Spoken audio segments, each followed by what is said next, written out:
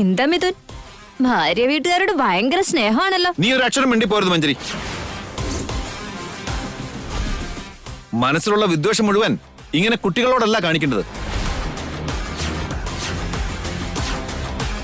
ചെറിയമ്മയുടെ പ്രായവും സ്ഥാനവും പോലും മറന്നോണ്ട് അവരോട് ഇങ്ങനെ പെരുമാറാൻ നാണമില്ലേ? കൊള്ളാലോ മിഥുൻ, നല്ല പ്രകടനം. വല്ലവരെയും സപ്പോർട്ട് ചെയ്തോണ്ട് നിന്റെ ചെറിയമേ നീ അപമാനിക്കുന്നോ? അല്ലെങ്കിൽ തന്നെ ഇപ്പോ മേഘനയെ വേണ്ടെന്ന് വെച്ചതാ. അപ്പൊ പിന്നെ അവളുടെ അനിയത്തിയോ അനിയനോ നമുക്കെന്തിനാ?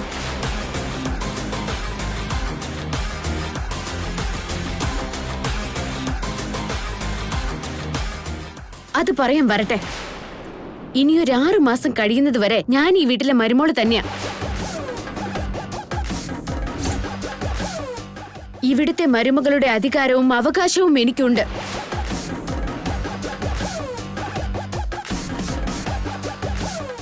എന്നെപ്പോലെ തന്നെയാണ് എന്റെ വീട്ടുകാരും.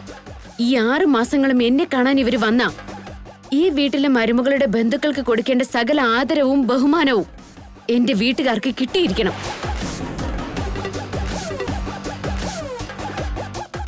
ഇനി ഒരിക്കൽ കൂടി ഇങ്ങനെ പ്രവർത്തിച്ച എന്റെ സ്വഭാവം നിങ്ങൾ കാണും. എന്താടി ഭീഷണിപ്പെടുത്താണോ നീ? നീ ഇവിടെ കഴിയുന്നതന്നെ ഒരു ഭാരോ. അതിന്റെ ഇടയ്ക്കാണോ നിന്റെ വീട്ടുകാരെയും കൊണ്ട് ഇവിടെ കുടിയിരുത്താൻ പോന്നെ? പ്രിയംവദേ,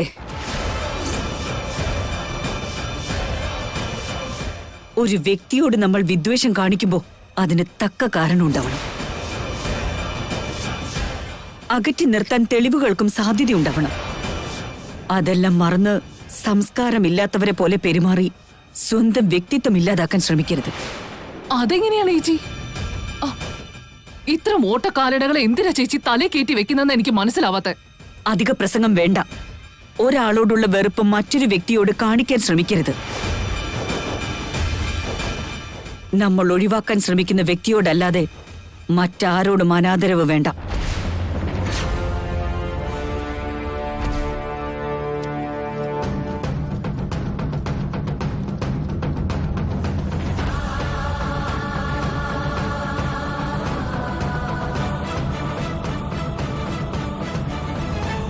പ്രിയമതേ, മേഘനയോടുള്ള നിന്റെ വിദ്വേഷം അവിടെ തീർത്താ മതി.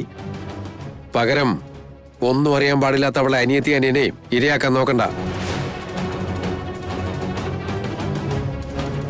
മോം, ഓട്ടക്കാലണകളെന്ന് അവരെയല്ല വിളിക്കേണ്ടത്. അത്തരം സ്വഭാവം നമ്മൾ കാണിക്കാതിരിക്കാൻ നോക്കണം.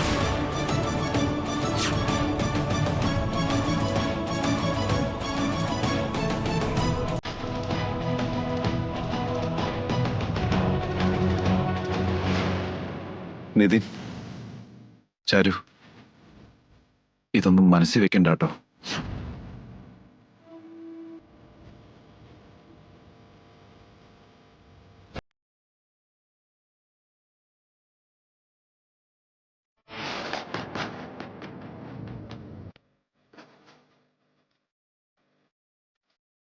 ഒരു കാര്യം എപ്പോഴും ഓർത്തോളൂ, ഞാൻ ഈ വീട്ടിൽ ഉള്ളിടത്തോളം എന്റെ ബന്ധുക്കൾ എന്നെ കാണാൻ വരും പോകും. ഇനി അവരോട് അപമര്യാദയായി പെരുമാറാൻ ശ്രമിച്ച പിന്നെ ഞാൻ സ്ഥാനങ്ങളൊക്കെ അങ്ങ് മറക്കും.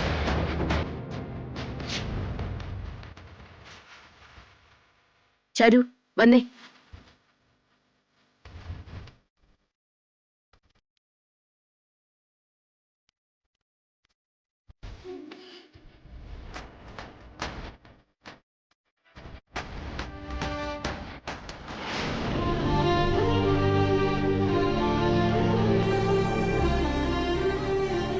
ഇവിടെ എന്തൊക്കെയാ ചേച്ചി നടക്കുന്നേ? ഈ വീട്ടിലെ മരുമകൾ എന്ന ചേച്ചിയുടെ സ്ഥാനത്തിന് ഒരു വിലയില്ലാണ്ടായിരിക്കുന്നു. ഇവിടെ ചേച്ചിയോട് അവര് പെരുമാറുന്നത് കാണുമ്പോ ഒരു പട്ടിയുടെ വില പോലും തരുന്നില്ലല്ലോ. എന്തിനാ ചേച്ചി ഇതൊക്കെ അനുഭവിക്കുന്നേ? അവരെ സംബന്ധിച്ചിടത്തോളം ഇനി വെറും 6 മാസങ്ങൾ മാത്രമാണ് ഞാൻ ഈ കുടുംബത്തിലെ ഒരംഗം. 6 മാസങ്ങൾ കഴിഞ്ഞാൽ പിന്നെ ഞാൻ ഇവർക്കാരുമല്ലാതാവും.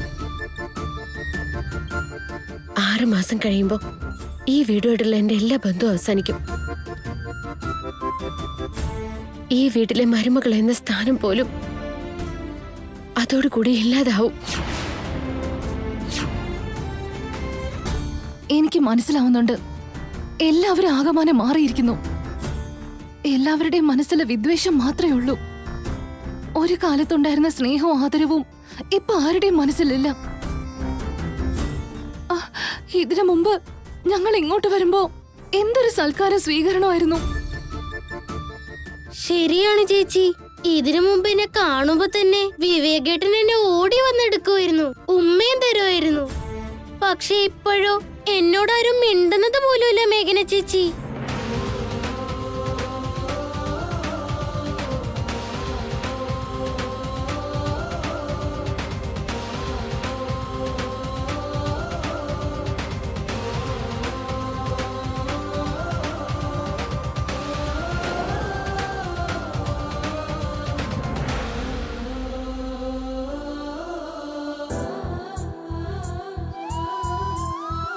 ഇങ്ങനെയുള്ള ആളുകൾക്ക് വേണ്ടിയാണോ ചേച്ചി ഈ നരകയാതന അനുഭവിക്കുന്നത്?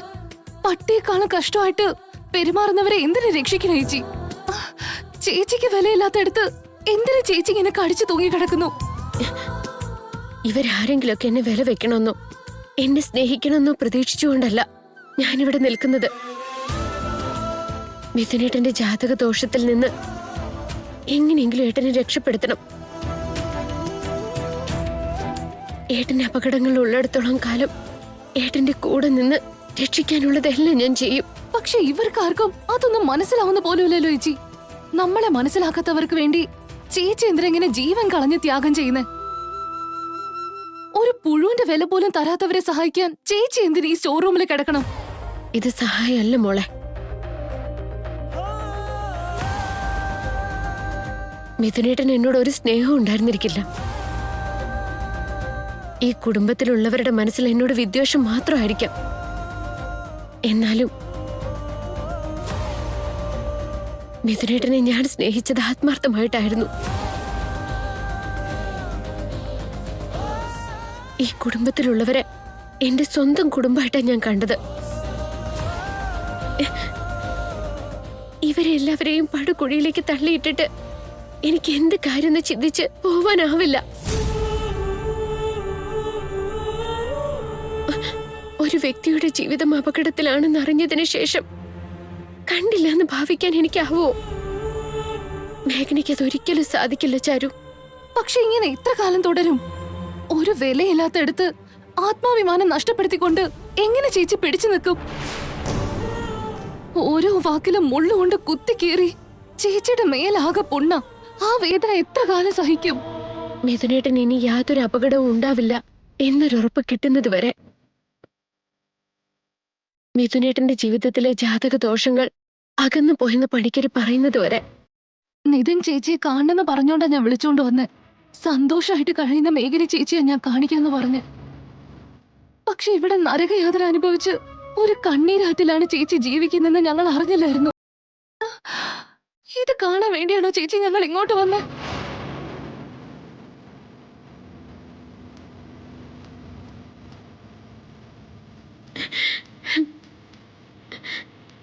ചാരു,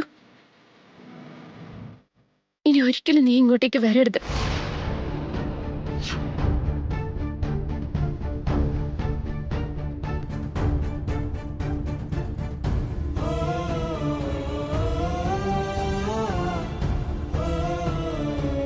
അങ്ങനെ മതി ചാരു. കാരണം എന്റെ കൂടെ ചേർന്ന് നിങ്ങളും ഇങ്ങനെ അപമാനിക്കപ്പെടാൻ പാടില്ല. അതെനിക്ക് സഹിക്കാനാവില്ല. ഇവിടെയുള്ളവരെല്ലാം നിങ്ങളെ വേണ്ടാത്ത വർത്താനം പറയുമ്പോ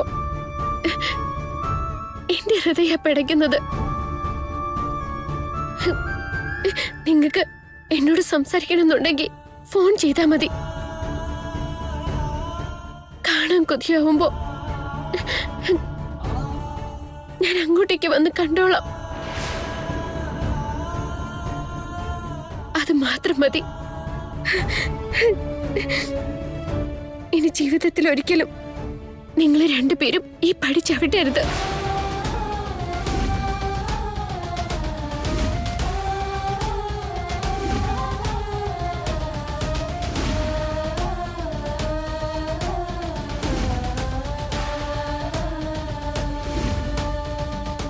ഇനി എന്ത് തന്നെ സംഭവിച്ചെന്നറിഞ്ഞാലും നിങ്ങൾ ഈ വീട്ടിലേക്ക് വരരുത്.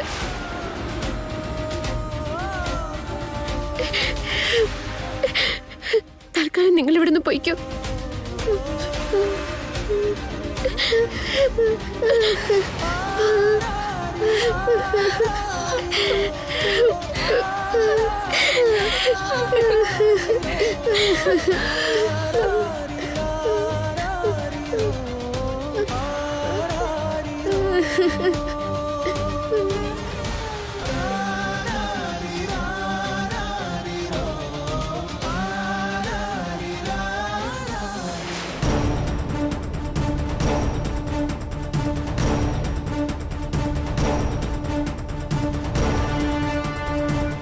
ഈയിടെയായിട്ട് മേഘന ചോദ്യത്തിന് ചോദ്യം തർക്കുത്തരമായിട്ട് എല്ലാത്തിനും തയ്യാറായി നിൽക്കുക.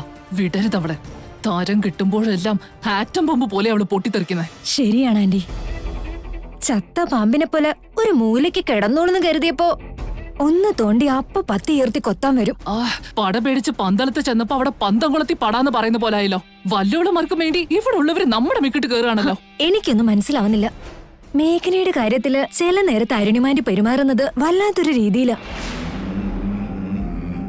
മേഘനയോട് ദേഷ്യമാണെന്ന് പറയും, അവളെ സഹിക്കാൻ പറ്റില്ലെന്ന് പറയും. ഒടുവില് ദേ ഇപ്പോ മേഘനയുടെ ബന്ധുക്കൾ വന്നപ്പോഴേക്കും ആളുടെ വിധം അങ്ങ് മാറിയില്ലേ. പാട്ടിക്കാട്ടിലെ പട്ടിക്ക് വേണ്ടി ആട്ടും തുപ്പും നമുക്കല്ലേ കിട്ടിയേ. പറയുന്ന കേട്ടാ തോന്നുന്നു എല്ലാം നമ്മൾ രണ്ടുപേര് കാരണം ഇങ്ങനെയൊക്കെ സംഭവിച്ചെന്ന്. ആ ചാരുവിനെ നിധിനെ ഒന്ന് പേടിപ്പിച്ചിട്ട് മേഘനയെ കൊണ്ട് ഇക്ഷ എണ്ണ വരപ്പിക്കാന്ന് വിചാരിച്ചപ്പോ നമ്മളെ കൊണ്ട് അവള് നക്ഷത്രം എണ്ണിച്ചു കളഞ്ഞു. ഇന്ന് നമ്മൾ അപമാനിക്കപ്പെട്ടത് ആ ചാരുവും നിധിനും കാരണോ. അവരിവിടുന്ന് തിരിച്ചു പോകും മുൻപ് ഒരു 20 പണി അവർക്ക് ഞാൻ കൊടുക്കുന്നുണ്ട്. ശരിയാ, വിടരുത്. ഇനി ഈ വീടിന്റെ പരിസരത്ത് പോലും വരണമെന്ന് അവരുടെ മനസ്സിൽ തോന്നാൻ പാടില്ല. അതോർക്കുമ്പോ തന്നെ അവരുടെ മുട്ട് വിറയ്ക്കണം. അതിന് പറ്റിയൊരു പ്ലാൻ എന്റെ അടുത്തുണ്ട്.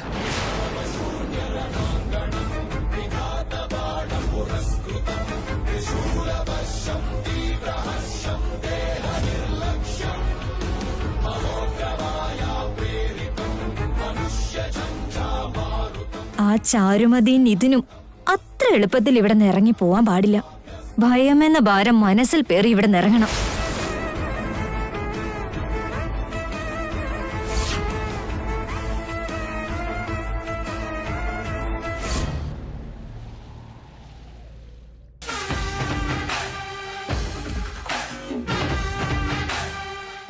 എല്ലാം ഓർമ്മയുണ്ടല്ലോ മഞ്ജരി. ഇന്ന് ആ ചാരുമതിക്കും ഇതിനും പൂരപ്പറമ്പിലെ വെടിക്കെട്ടായിരിക്കും.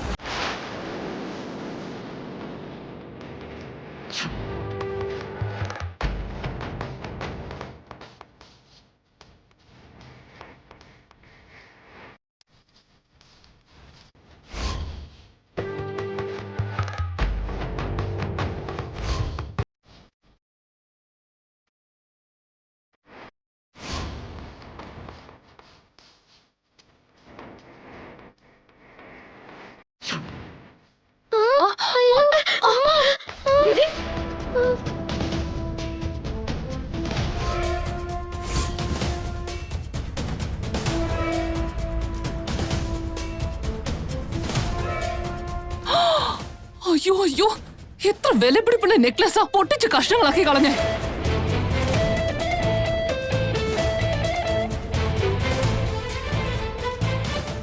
വന്നു കയറി ഒരു മൂലയിൽ ഇരിക്കാനുള്ളതിന് ഇവിടുത്തെ ജാഥ നടത്തി ആസ്വദിക്കുക.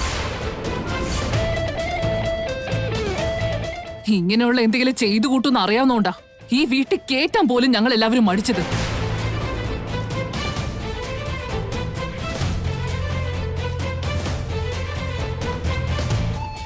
മറ്റൊരു വീട്ടിൽ കയറി ചെന്ന് എങ്ങനെ പെരുമാറണമെന്ന് അറിയണമെങ്കിൽ നല്ലൊരു കുടുംബത്തിൽ ജനിച്ചു വളരണം. അതെങ്ങനെയാ? മൈക്കാട് പണിക്ക് പോയിട്ടുള്ള ശീലമല്ലേ ഉള്ളൂ. പറമ്പിൽ പുല്ല് പറിച്ച് പണിയെടുക്കുന്നവർക്ക് ഇതേ കൂടുതൽ വിവരം ഉണ്ടായാലാ അതിശയിക്കേണ്ടത്.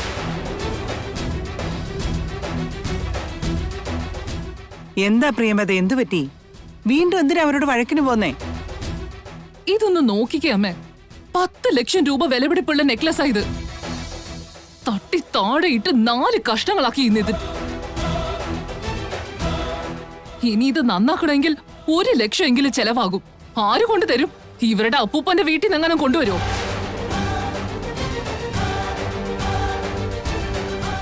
അത് ഞാൻ തന്നേക്കാം ചെറിയമ്മ.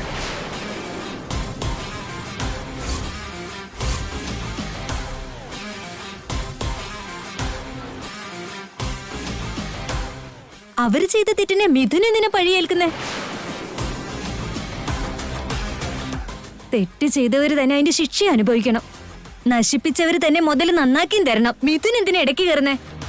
കൊച്ചുകുട്ടി അറിയാതെ എന്തോ ചെയ്തെന്ന് വെച്ച് ഇത്രയും ചെറിയ കാര്യം അത് ഊതി ഉയർപ്പിക്കുന്ന എന്തിനാ?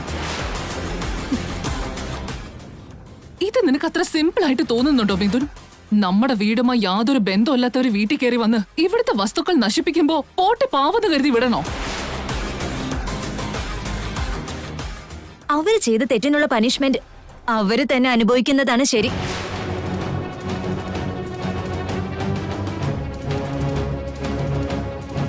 കാശിന്റെ പേരിലാണ് ഇത്രയും പ്രശ്നമെങ്കിൽ അത് വലിയേട്ടൻ തരാമെന്നല്ലേ പറഞ്ഞ്. ഇതിനിടയ്ക്ക് മഞ്ചരിക്ക് എന്താ കാര്യം? അങ്ങനെ പറഞ്ഞാൽ എങ്ങനെയാടാ? ഇന്ന് ഈ നെക്ലസ് നശിപ്പിച്ചവൻ നാളെ കേറി വന്ന് മറ്റെന്തെങ്കിലും നശിപ്പിക്കും. അവരുടെ ഇത്തരം തോന്നിയാസങ്ങൾക്ക് നമ്മൾ എന്തിനു വെറുതെ നഷ്ടം അനുഭവിക്കണം?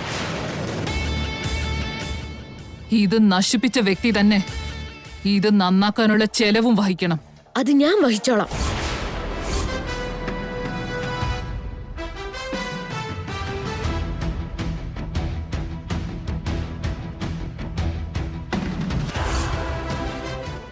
എന്ത് നീ വഹിച്ചോളാന്നോ? നീ ഇത് എവിടുന്ന് ഉണ്ടാക്കിക്കൊണ്ടെന്ന് തരാനാ? ആണാ പൈസയ്ക്ക് വകയില്ലാത്തവൾക്ക് ആത്മാഭിമാനത്തിന് ഒരു കുറവുമില്ല. നിന്റെ ഈ പ്രസംഗം വല്ല പൂരപ്പറമ്പിലും കൊണ്ട് നടത്ത്. നടക്കുന്ന കാര്യം വല്ല പറ മേഘനെ. നടക്കുന്ന കാര്യം തന്നെയാ പറഞ്ഞത് ചെറിയമ്മേ. എന്ത് പണിയെടുത്തിട്ടാണെങ്കിലും ചെറിയമ്മയുടെ നെക്ലേസ് നന്നാക്കാനുള്ള കാശ് ഞാൻ തന്നെ കൊണ്ടുവന്ന് തരും. അത് ഞാൻ കൊടുത്തോളാന്ന് പറഞ്ഞില്ലേ മേഘ? എനിക്ക് ആരുടെ ഈ സഹായവും സഹതാപമൊന്നും വേണ്ട. എനിക്ക് വേണ്ടി മറ്റാരിവിടെ ബുദ്ധിമുട്ടുകയും വേണ്ട. മേഘനെ, നീ നിൽക്കുമോളെ. പ്രിയമതേ, എന്താ ഇതൊക്കെ?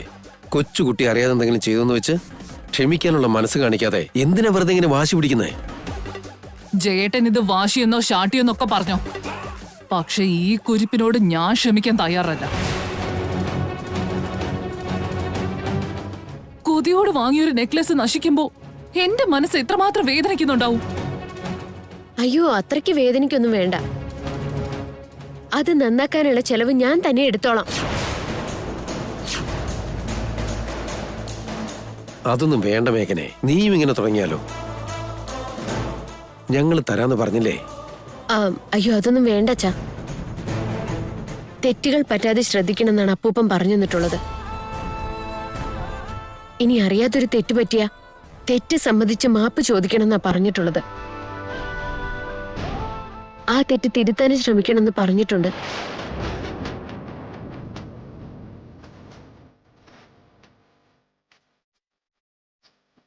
അതുകൊണ്ട് തന്നെ തെറ്റുകൾ ചെയ്ത് പഴി ഏൽക്കേണ്ടി വരുന്നൊരവസ്ഥ ഞങ്ങളുടെ ജീവിതത്തിൽ ഉണ്ടാവാതെ സൂക്ഷിക്കാറുണ്ട്. അതിനു പകരം ആ തെറ്റിൽ നിന്നുണ്ടാകുന്ന കളങ്കങ്ങൾ ജീവിതകാലം ചുമന്ന് നടക്കാൻ താല്പര്യമില്ല.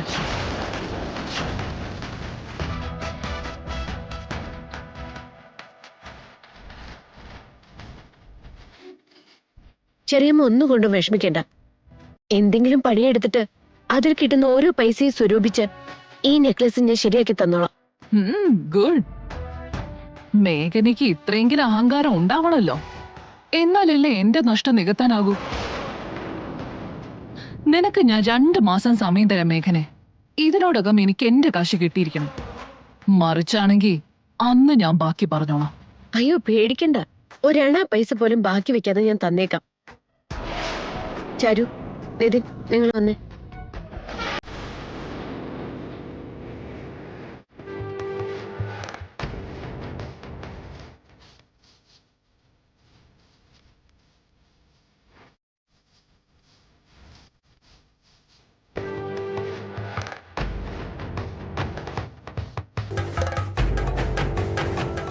ചേച്ചി, ഇതിനൊക്കെ കാരണം ഞാനല്ലേ?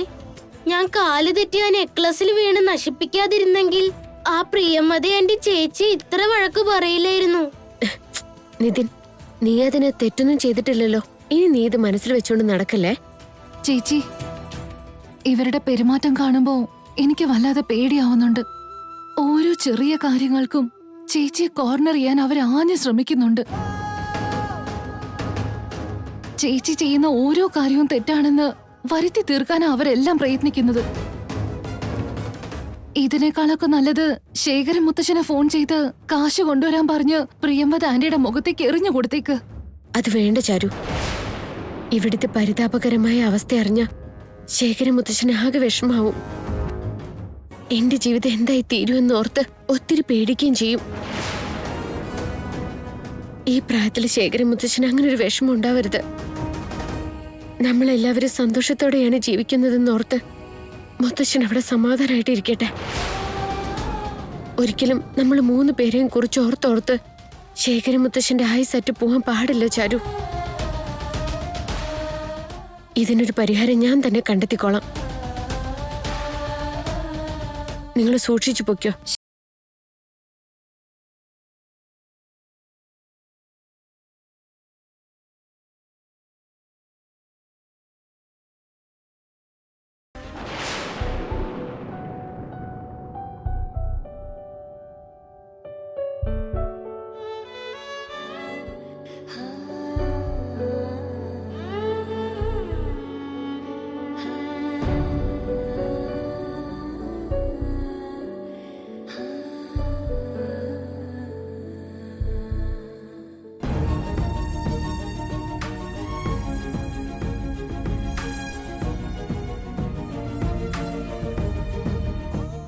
ജോലി അന്വേഷിക്കുകയാണെന്ന് തോന്നുന്നു.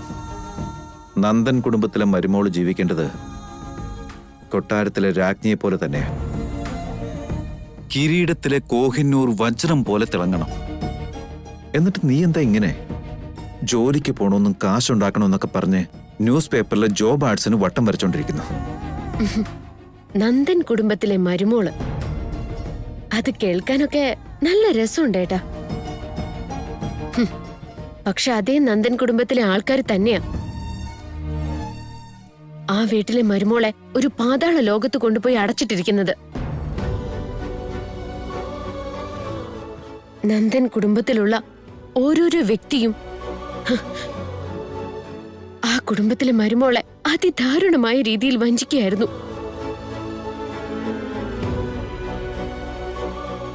ഇത്രയൊക്കെ സംഭവിച്ച ശേഷം നന്ദൻ കുടുംബത്തിലെ മരുമോള് കൊട്ടാരത്തിലെ രാജ്ഞിയായി എങ്ങനെ ജീവിക്കുന്നേടാ? എല്ലാത്തിനും ഓരോ കാരണങ്ങളുണ്ടാവില്ലേ മേഘനെ? ആ കാരണങ്ങളെ തിരിച്ചറിയാൻ പ്രയത്നിച്ച നിനക്കിപ്പോൾ തെറ്റായി കാണുന്നതെല്ലാം ശരിയായിരുന്നു എന്ന് തോന്നും. അയ്യോ വേണ്ട ഏട്ടാ, എനിക്ക് ഒരിക്കലും ആ തെറ്റുകളെ ശരിയായി കാണുന്നതിനോട് താല്പര്യമില്ല. എന്തുകൊണ്ടെന്നാൽ തെറ്റുകൾ എന്നും തെറ്റുകൾ തന്നെയാ. ഇനി ഒരിക്കലും അതൊന്നും ശരിയാകാനും പോകുന്നില്ല. ആയിക്കോട്ടെ മേഘനെ, അതെല്ലാം വിട്ടേക്ക്. ചെറിയമ്മയ്ക്ക് കൊടുക്കാനുള്ള കാശുണ്ടാക്കാനല്ലേ നീ ജോലിക്ക് ശ്രമിക്കുന്നേ? ചെറിയമ്മയ്ക്ക് കൊടുക്കാനുള്ള കാശ് ഞാൻ തന്നോളാം. നീ അതങ്ങ് കൊടുത്തേക്ക്. പ്രശ്നം അവിടെ തീരുമല്ലോ. തീരില്ല ഏട്ടാ. അപ്പോഴാണ് ശരിക്കുള്ള പ്രശ്നം തുടങ്ങാൻ പോകുന്നത്. ഏത് സ്ഥാനത്ത് നിന്നുകൊണ്ടാണ് മിഥുനേട്ടൻ എനിക്ക് കാശ് തരാൻ പോകുന്നത്? ഭർത്താവിന്റെ സ്ഥാനത്ത് നിന്നുകൊണ്ടാണോ? ഒരു സുഹൃത്തിന്റെ സ്ഥാനത്ത് നിന്നുകൊണ്ടാണോ? അതോ ഏതെങ്കിലും ബന്ധുവിന്റെ സ്ഥാനത്ത് നിന്നുകൊണ്ടോ? കഴുത്തിലൊരു താലി കെട്ടി തന്നതുകൊണ്ട് ഭർത്താവിന്റെ സ്ഥാനത്ത് നിന്നുകൊണ്ട് ഞാൻ നിന്നെ സഹായിക്കാം എന്നോട് ഒരിക്കലും പറയരുതേ. അത് ശരിയല്ലല്ലോ. ഒരു താലി കെട്ടിത്തൂക്കിയിട്ട് തന്നതുകൊണ്ട് ഭർത്താവിന്റെ സ്ഥാനം സമ്പൂർണ്ണമാവുന്നില്ലല്ലോ. മനസ്സിൽ അവൾക്കൊരു സ്ഥാനം ഉണ്ടാവണം. ജീവന് തുല്യം അവളെ സ്നേഹിക്കണം. ഏട്ടന്റെ മനസ്സിൽ അതൊന്നും ഇല്ലാത്തപ്പോ ഭർത്താവ് എന്ന നിലയ്ക്ക് എന്നെ സഹായിക്കാനുള്ള ഒരു അധികാരവും ഏട്ടനില്ല.